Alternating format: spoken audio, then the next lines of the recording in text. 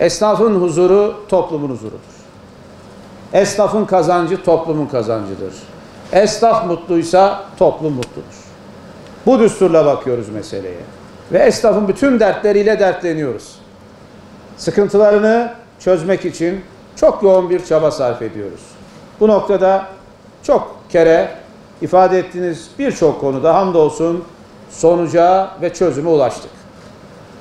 Tabii ki önümüzde uzun bir yolculuk ve çözülmesi gereken daha çok konularımız var. Bu noktada esnafımızın önünü açacak, kazancını artıracak ve esnaf sayısını çoğaltacak bütün projelerde biz sizinle ve her bir esnaf kardeşimle birlikteyiz. Bundan hiç şek ve şüpheniz olmasın inşallah. Peşinden bunu söylüyoruz. Değerli başkanımızın ifade ettiği ve esnafın ekonomik faaliyetlerinde gerek merkezi hükümetimizden gerekse yerel yönetimlerden beklediklerini artık çok hızlı bir şekilde hayata geçireceğiz. Şimdi de sizin huzurunuzda ve basın huzurunda ifade edelim ki Büyükşehir Belediyesi'nde de bağımsız bir daire başkanlığı inşallah artık bugünden itibaren sadece esnafa dönük alanlarda faaliyet etmek ve destek olmak üzere hayata geçiyor.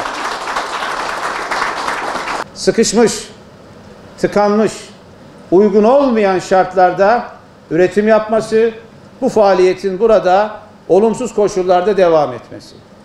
Hem esnafımız için hem de şehirdeki şüphesiz altyapı için. Bu konu hakikaten çok önemli bir konu. Gerideki illerimizde Samsun, Mersin, Kocaeli hep bu konular üzerinde yoğunlaşmıştık. Şimdi Rabbim nasip eyledi, Diyarbakır'da belediye başkanlığı yetkisiyle de buluşunca başlayan bir çalışmamız vardı. Biliyorsunuz. Bu talep zaten alınmıştı, üzerindeydik. Şimdi 1/5000 planları onaylananın 1/1000'lik onaylama sürecini de hızlandırıyoruz.